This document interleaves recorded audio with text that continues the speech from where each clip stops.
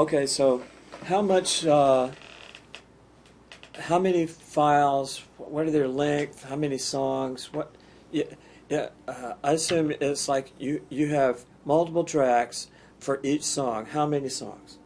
I recorded that some of them just impulses, some Uh-huh. of them are just things that I've planned to do. There's Okay, quite a couple songs. let me change the question. For the project, Mm-hmm. for the reason why you're here, how much is there to do?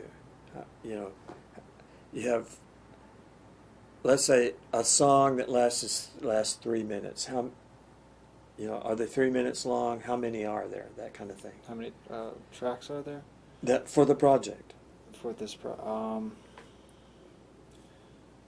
well, I can't record any drums, so what I usually just use like a MIDI Mm-hmm. kind of thing. A machine.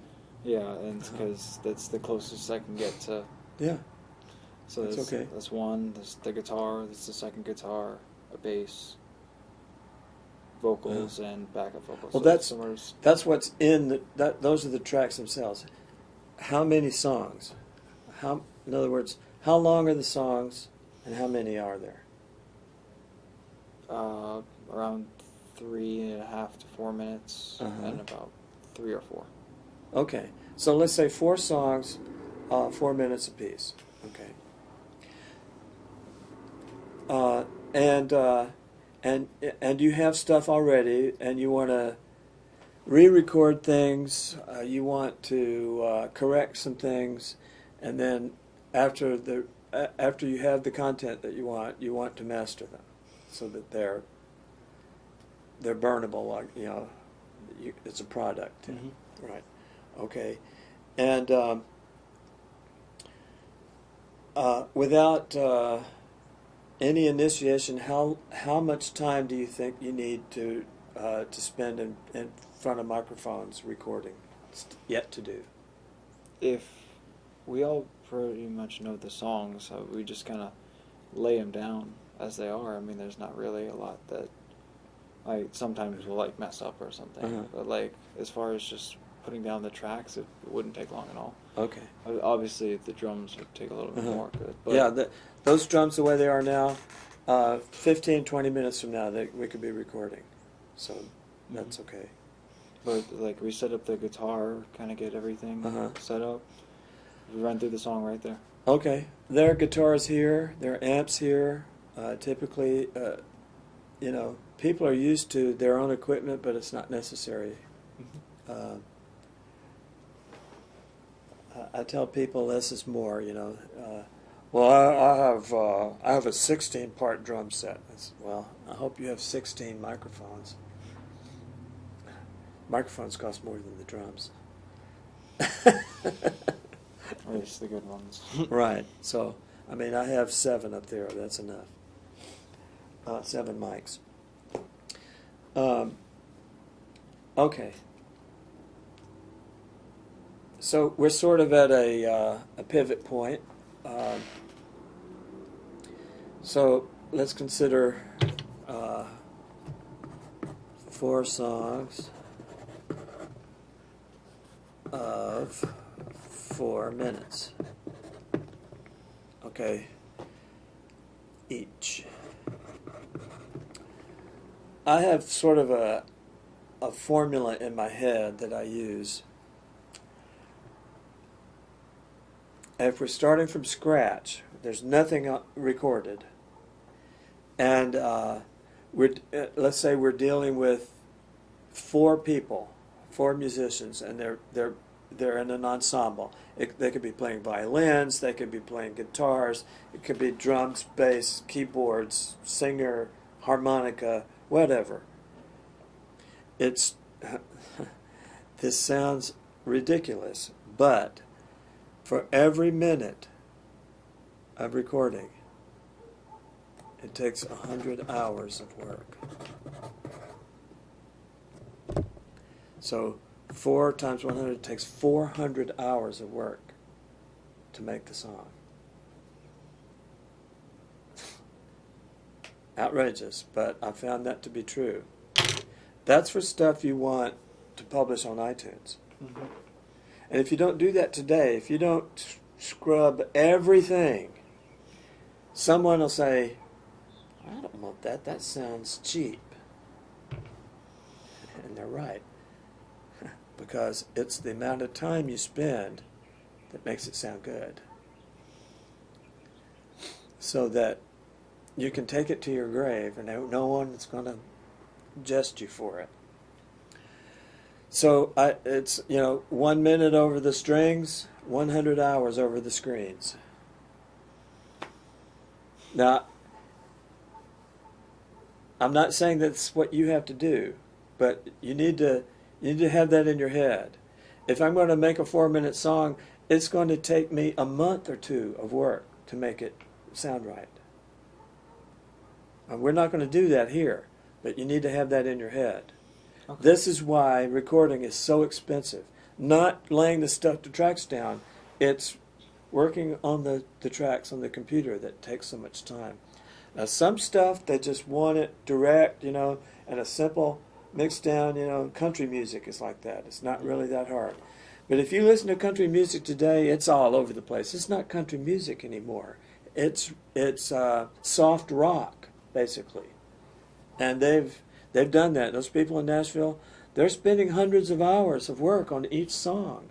It really is true. And it's not just one person. Big studios have crews of people working on songs. And many times those crews are in multiple locations. And today, we can be here. See the projector there? Mm-hmm. There can be somebody on Skype playing along with this. And we could be recording in multiple locations.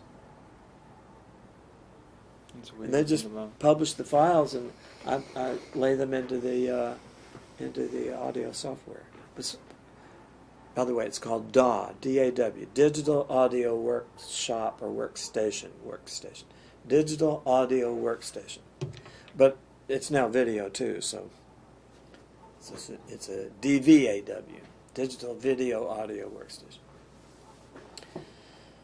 Okay, so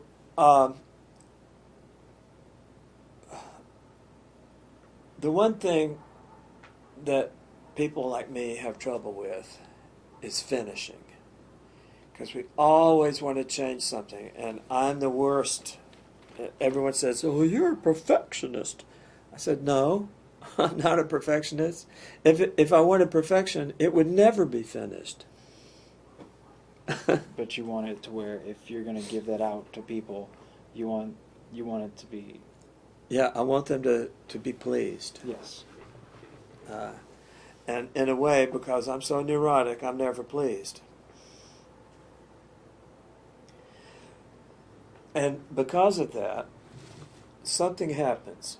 And I've developed a discipline, a regiment, whatever you want to call it, a behavior in myself. What I do is, it's the first 2 or 3 sittings, what I call sittings, where you're sitting there and you're scrubbing stuff. This is after the recordings. You're scrubbing stuff. You get so tired you have to quit. Okay, and you sit down again, and you're able to basically hear what's going on. It becomes a song then, but it still needs all this work. What I call correction. You're scrubbing the stuff to correct it. After maybe the second sitting, you could actually make a mix, and many people will be satisfied with it. Me personally, probably not.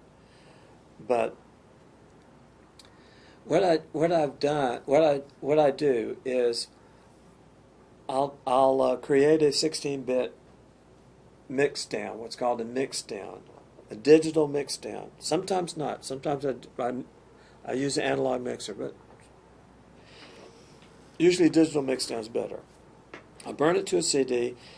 I put it in the car. And the next day, when I drive somewhere, I'll listen to it in the car. Mm-hmm. It's amazing what you hear that you don't hear when you're sitting there after hearing it over and over. It's like... You hear that one person talking in the background. Oh, no, it's how how do I express it? It's, you hear what you need to do to it.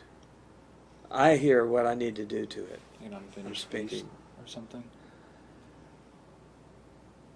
I like the way you're explaining it. It's I kind judgment. of imagine it like a puzzle, and that you see the puzzle. No metaphor. Okay. No metaphor. Okay. You hear, I hear what I need to do to it. Mm-hmm. What I need to change. Many times, chop out a verse. Or take the guitarist playing, over here in the song, copy a little piece of it and stick it in here because what he was playing here just for a couple of notes is horrid. And the guy never even, unless there's a video of it, that most people don't even notice. It just sounds better because I hear that. Now, the great thing about having an audio workstation is you can scrub every vibration. You can go over it. And because, especially if the people recording the song have recorded it over and over again, so you have multiple takes. You can switch it around, choose the best stuff.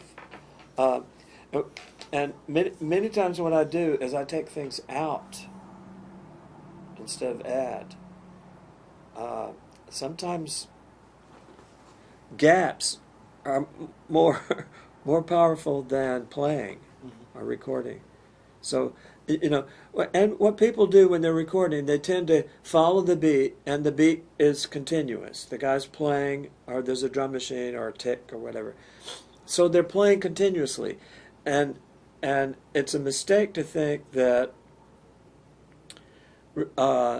good songs are like continuous sound.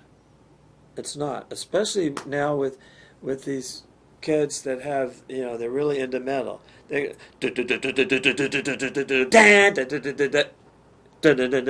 they stop. And they've learned that because Metallica did that in 1980, right? That's a good thing because silence is an instrument in that case. So that's enough of that. So what you do is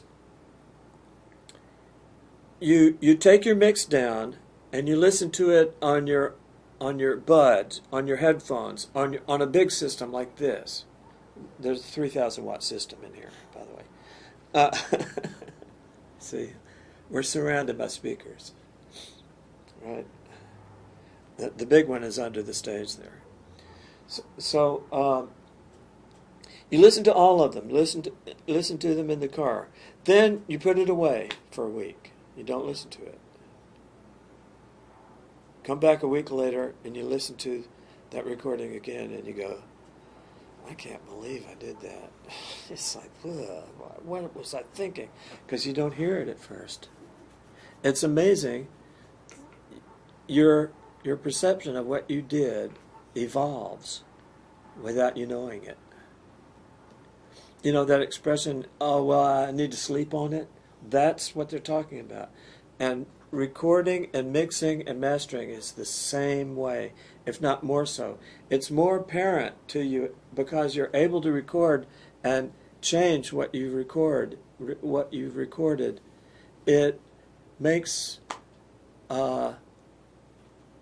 it's surprising to me. It's like if I had tried it. What would be great is if I could produce that in myself without waiting. But it never is the case. Waiting, doing other stuff, acting normally, sleeping on it, whatever you want to call it, coming back to it, it's different. Your perception of what you did completely changes. That's the advantage of recording. And musicians who don't record their stuff when they're playing live are crazy. Stupid idiots. I said that. You're an idiot to not record. Hello? Because you never can tell. You may produce $1 million Grammy hit in just a minute. You may be on the stage for 3 minutes, and something you did will make you a millionaire. But if you're not recording it, poof, it goes into space. It's gone. So, it's cheaper now. You can go to Best Buy and get really good recording equipment and put it in front of you when you're recording. You don't have to master it. You don't have to do anything with it. But you never can tell. 15, 20. I use cassette recorders. Luckily, I have a stereo cassette recorder. In the 70s, I recorded stuff, and now I'm like, I can't believe I didn't have more of this, because it's so precious. Because I was a different person then. I'm not that person that recorded that, but it's me. So it's easier now to record stuff. So record everything. Have your cell phone in record all the time. You'll have that Voltaire moment where you say something like Voltaire. Unless you record it, it's lost, because you can't remember everything you say or play. Yeah. I'm sitting there in the middle of the day just... Yeah. So you're at the age now where your creativity is in front of you. You see? Mm-hmm. I only wished I had these tools when I was your age. The difference in what I'm doing now is that I know what to do with my creativity. When I was your age, I had no clue. I didn't know.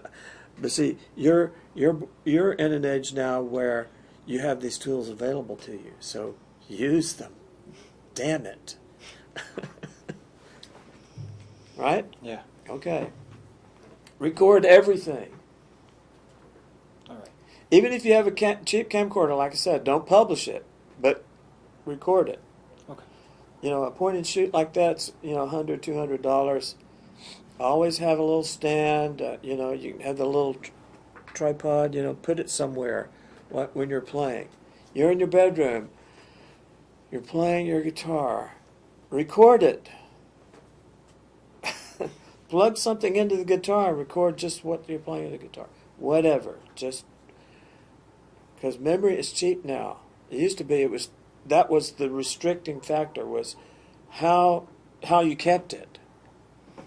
It was very difficult and vulnerable to damage from the environment. Now, you can upload everything that you own to Google.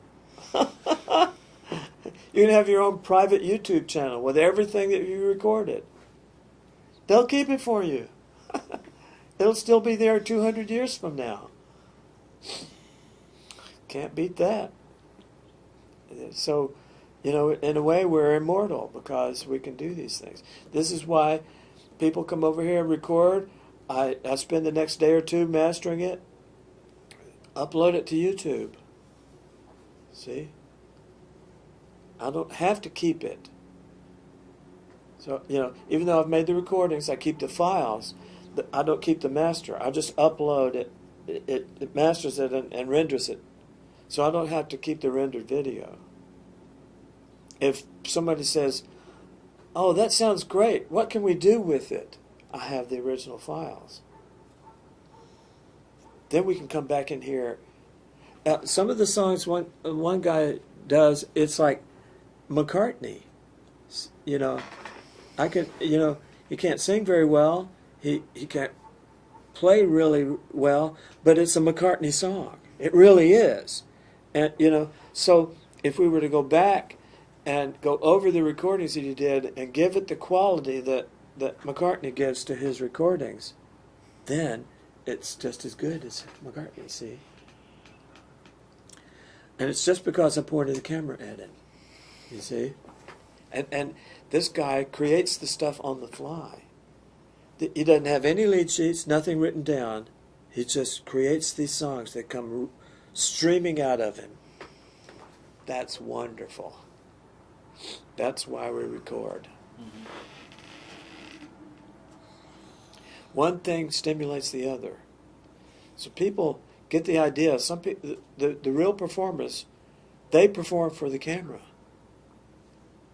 And if they had the camera at home, it wouldn't be the same, because they know that somebody else is going to enjoy this. That's not to say not to record your stuff, but it's amazing what what people will do when they know it's targeted. That their stuff is going somewhere. This is what happens to young people when they become famous. They start to perform for the audience and for the crowd, and it changes them. When they started out, they weren't that way.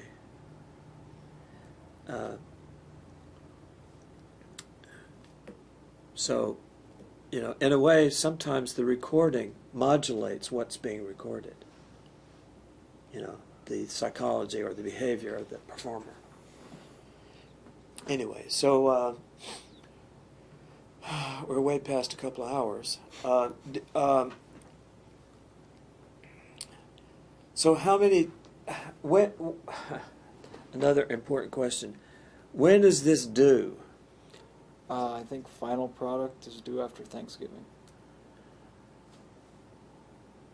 5 or 6 weeks. 5 weeks, right? I think so. 5 weeks. Okay. And how much time? I know how far away are you from here? About 20 minutes. Okay. It's great having freeways, huh? And I mean, going to school means that you have obligations and responsibilities. So how often do you want to meet, and how much time do you want to spend at the meeting? Well, let's see. No pressure. No, I'm Just think about it. Thinking on the spot. Probably like some day like today, if we're looking to do recording and stuff like that. Just in total. I mean, Just in total, we can meet. If the last time you leave here, you have a CD that you can submit as your project or the final thing. It's like we need time slots, calendar slots to reserve for that, which means now I assume that you're doing this to be here to learn how it's done, right? So being here is important. Where some of the, when you're recording and making music, the people show up to record, then they leave, But you're interested in how it's done, so you need to be here while not only while we're recording, but while we're mastering and making the product.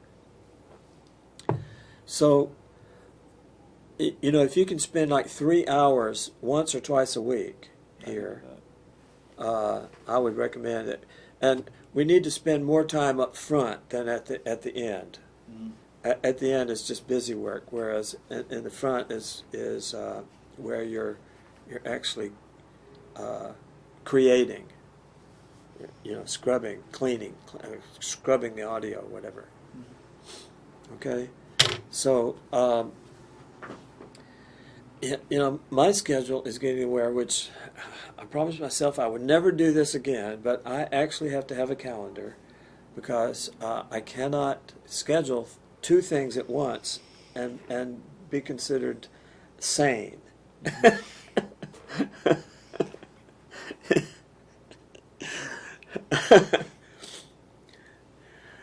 And it's disrespectful to have 2 different things showing up at the same time. That's not respectful. So, and I did that yesterday.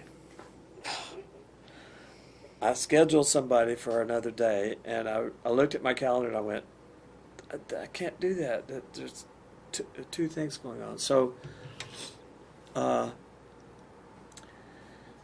only portable device I have is an iPad, and I put the calendar on that. I use Google Calendar, another great service that Google's trying to take over the world. And the great thing is the Google Calendar. I also have in my the website for the studio. Mm-hmm. So the changes that I make in the calendar show in the website. And the great thing also is that Google emails me the day before, so I get little reminders that the Harley's going by, that I have something to do tomorrow. So don't do what I usually like to do is nothing.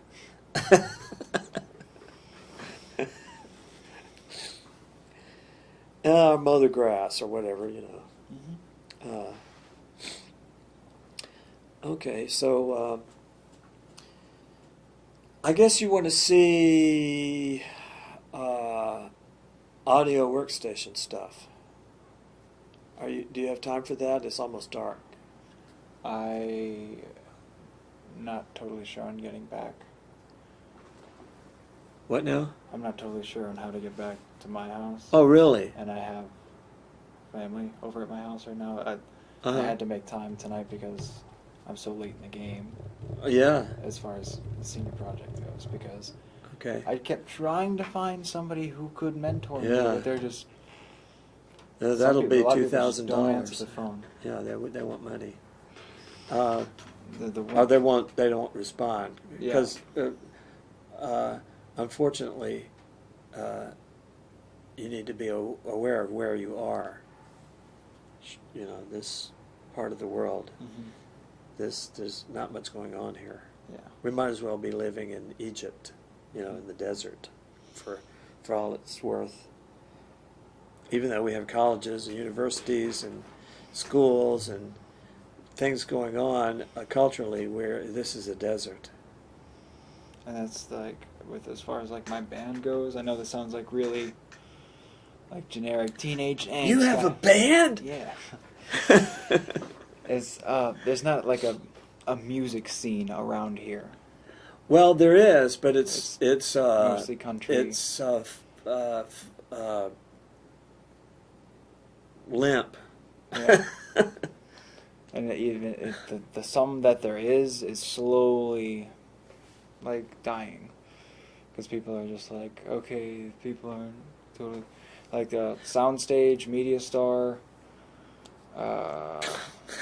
warehouses and yeah, it's just soundstage is a joke. yeah, that's why it's Unfortunately going downhill. Yes, I said that. It's a joke. Ha ha ha. But Joke like ha ha. yeah, Yeah. Well, they have the right idea. They have a pretty good location, but the people, it's always who implements it, Mhm. you know. And they may have done some great stuff there. They're not recording. It's the media star, whatever that is. Are they recording? Haven't All seen they it. want is box office, right? Yeah. That's why they're there. They're trying to make a profit by people paying to come see bands. So they have a live stage, but they're not recording anything, which is cuckoo.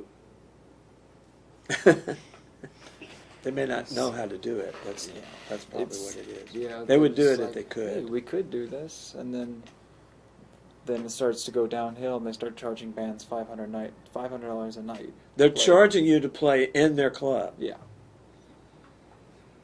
and they're not recording you. The bands could record themselves. That's Yeah. possible. They could take the trouble. And I've tried to do that around town, and it is not worth it because the owners don't care, the bands don't care, the performing artists, I put it that way, they don't care to be recorded. The crowd is usually they're just standing there. they're just not cultured is the word. That's what it is. Taste. It's not tasteful. The few clubs that we have with stages, the stages are... I have bigger stages than any club in town. Most, Now, I don't know about the media star. They're probably, that's their thing, is the stage. But basically, what's going on in town is restaurants that have live music. And they have a little postage stamp in the corner that the people are, they're crowded in there and they're playing. And you know what it is? What occurred to me is that, and I said it first, the owner of the restaurant is hiring an appliance to play music for them. They're treating the performers as an appliance. They might as well have a jukebox. They just can afford to pay someone that plays live, and it attracts patrons. But they're an appliance. I said it. It's degrading. Mm-hmm. And, I've reworked sound systems in these places. I've done this, I've done that. And all I got was grief. I don't need grief. I don't need the difficulty of dealing with people who don't appreciate what's going on. And that's why we don't have culture in this town. The performing artists are treated as appliances. And as long as that's consistent everywhere, exactly what you just said, that, it just goes downhill. Mm-hmm. Everyone has great expectations. They practice, they want to perform, and when they get into these places, there's a little bit of excitement, and then it becomes routine, and they might as well have a projector up there, with recordings. I mean, I lived in Southern California a long time, and there is nothing like playing in a high school gym with a bunch of guys, and there are 300 screaming girls right in front of you waiting to tear your clothes off. There's nothing like it. That doesn't happen here. No. I've experienced that, believe me. Just to have one moment of that. But I mean, and these groups, these bands had a following, but it lasted a few months, a couple of years, and it changed. The performers evolved, the people grew up, but another group of kids takes their place, because there are 10 million people there. We don't have that here. We don't have a critical mass, another important word. So creating a critical mass is strategic in creating culture, and we don't have that here. Mm-hmm. As long as the performers like you, or whoever is recording, whatever they want to do, understands that today you can record and draw in the world into your entourage. So you need to know that you don't need to draw in crowds to get anywhere today. It used to be that was, I want my song on the radio. I won't feel accepted or successful unless I hear my song on the radio. Today it doesn't matter. Mm-hmm. You listen to the radio today, most of the stations are country or religious. Right? Yeah. There are more religious radio and TV stations in this town than there are otherwise. Did you know that?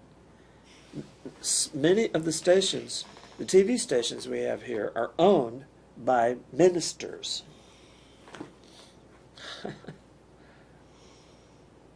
I mean, not 5 miles from here, there's a bunch of radio transmitters.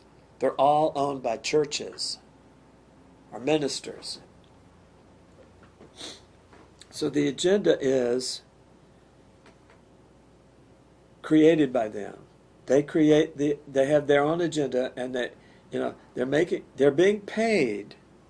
Advertisers pay them because people listen to their stuff and go buy the products, the services that they hear on those stations because they have some agenda. So culture here is abbreviated. It has, certain connotations. It's not mature at all, or spontaneous, whatever.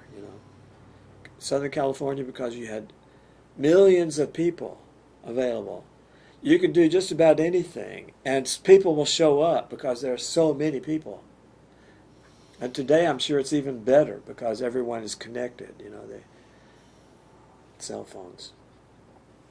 You were the first person I've ever heard talk about this sort of thing, and I've never agreed more. And so it's... Well, it probably affects you somehow, negatively or positively. The trick with us here is to take advantage of this.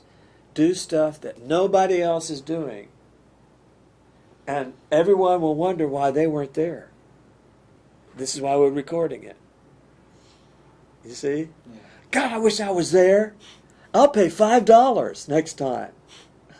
Guess what? It'll be $50.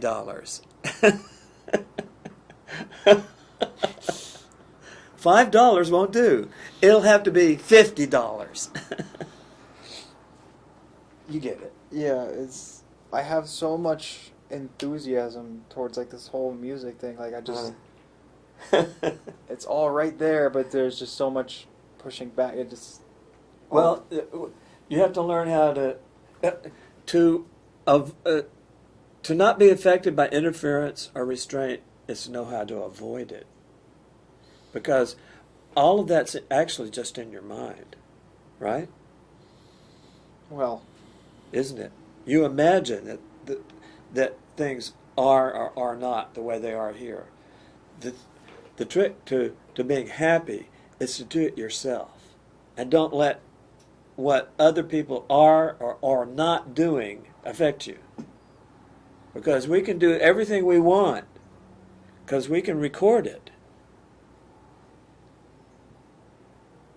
The recording will be here after we're gone, because life is short.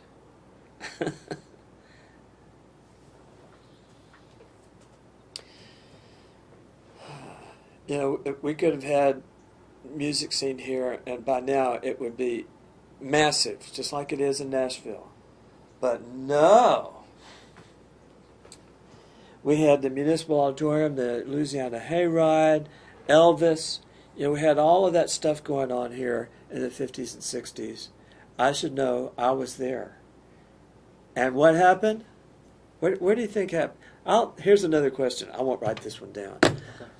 Why did Nashville bloom as a music mecca and Shreveport didn't? When all of those people in Nashville were here first. Why did that happen? Why do you think? You may not know, but why do you think that happened? We were talking about it a few minutes ago. Was it the lack of culture? Or? Yeah, that's close, yeah. Very close.